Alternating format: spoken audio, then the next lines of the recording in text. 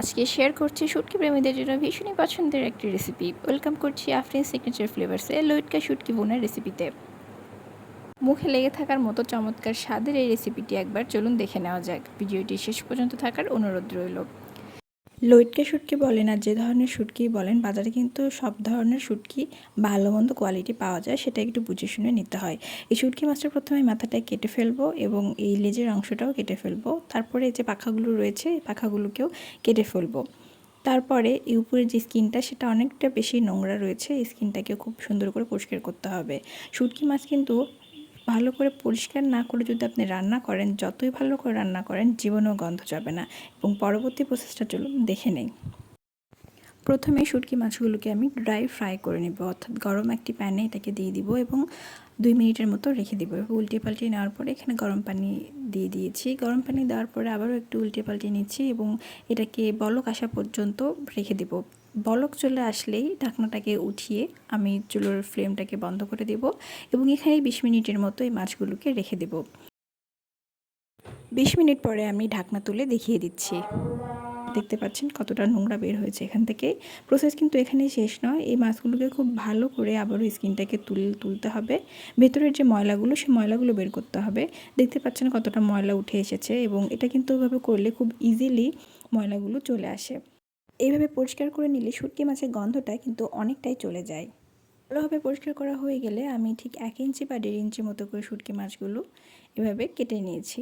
এখানে হাফ কাপের মতো শুটকি মাছ রয়েছে, এখানে 1.5 কাপের মতো পেঁয়াজ কুচি রয়েছে এবং যেহেতু আজকে আমি শুটকিটা আলুতে তৈরি করব, আলুগুলোকে আমি কিউব করে কেটে নিয়েছি। এখানে 1 কাপের মতো কিউব করা আলু রয়েছে, 1.5 কাপের মতো পেঁয়াজ কুচি রয়েছে, কয়েকটা কাঁচা মরিচ রয়েছে, আদা কুচি রয়েছে এবং দেশি রসুন 3টের মতো আমি কোয়াইভাবে ছাড়িয়ে নিয়েছি। তারপরে কিছু শুকনো মরিচ, দারুচিনি, তেজপাতা, ফল, ডালচিনি, কালো ফল এবং সাদা ফল নিয়ে নিয়েছি। এখন এগুলোকে ভুনে নেওয়ার পালা। চুলোতে একটি প্যান বসিয়ে সেখানে আমি সরিষার তেল দিয়ে দিলাম।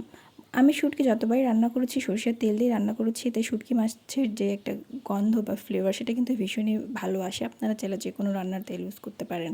প্রথমে আমি একটু হলুদ গুঁড়ো দিয়ে এবং একটু লবণ দিয়ে এই শুটকি মাছটাকে খুব ভালো করে একটু ভুনে নিচ্ছি। তারপর আমি এগুলোকে উঠিয়ে ফেলবো।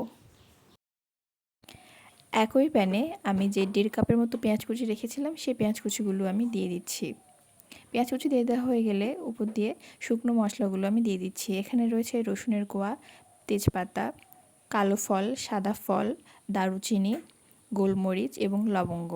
2টো শুকনো লঙ্কা দিলাম, কিছু আদা কুচি দিলাম এবং আদা, রসুন এবং জিরের একটা পেস্ট তৈরি করেছিলাম, সেই পেস্টটা দিলাম। 1 চামচের মতো হলুদ গুঁড়ো, 1 চামচের মতো লঙ্কা গুঁড়ো এবং সামান্য পরিমাণে লবণ দিয়ে আমি মশলাটাকে ভুনে নিচ্ছি এবং মশলার একটা কাঁচা গন্ধ চলে গেলেই এখানে আমি কিউব করে রাখা আলুগুলো অ্যাড করছি।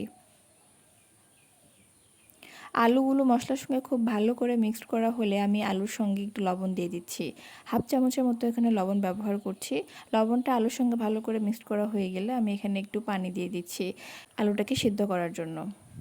পানিটা খুব বেশি দেইনি, পানিটা আমি অল্প দিয়েছি, একটু একটু করে পানি দিয়েছি এবং আলুটাকে খুব ভালো করে আমি কষিয়ে নিয়েছি। 10 মিনিট পরে যখন পানিটা কমে গিয়েছে, তেলটা যখন উপরে উঠে এসেছে, তখন আমি যেই শুটকি মাছগুলো একটু আগে তুলে রেখেছিলাম, সেই শুটকি মাছগুলো এখানে দিয়ে দিচ্ছি। শুটকি মাছগুলো এভাবে দিয়ে দেওয়ার পরেও কিন্তু এই মশলাটাকে খুব ভালো করে আমি কষিয়ে নিয়েছি, অর্থাৎ একটু করে পানি দিয়েছি, একটু করে কষিয়ে নিয়েছি। নইলে কিন্তু এই শুটকি মাছ থেকে গন্ধটা কখনোই যাবে না। শুটকি মাছ যত বেশি কষানো হবে তত বেশি কিন্তু মজা হয় খেতে। এভাবেই পানি দিয়ে নাড়াচাড়া করতে করতে কষিয়ে নেওয়ার পরে আমি শেষ পর্যায়ে এসে শুটকি মাছগুলোর উপরে আরেকটু পানি দিয়ে কাঁচামরিচ এভাবে ফেলে দিয়ে দিয়েছি এবং এটার উপরে এখন একটু হালকা পানি দিয়ে ঢাকনা দিয়ে দিয়েছি এবং এখন ঢাকনাটা তুলে যখন তেলটা উপরে উঠে এসেছে, এই সময় আমি গ্যাসের চুলোটাকে বন্ধ করে দিয়েছি। এখন আমি সার্ভ করে দেখিয়ে দিচ্ছি। মাছ মাংসের যে কোনো রেসিপিকে হার মানিয়ে দেবে লইট্টা মাছের এই শুটকি রেসিপিটা। এভাবে একদিন ট্রাই করে দেখতে পারেন। আজকে আমার এই রেসিপিটা যদি ভালো লেগে থাকে, অবশ্যই আপনার ফ্যামিলি অ্যান্ড ফ্রেন্ডসদের সাথে শেয়ার করবেন। আমার ভিডিওটিতে একটা লাইক দেবেন। কেমন লাগলো কমেন্ট করে জানাবেন। আল্লাহ হাফেজ।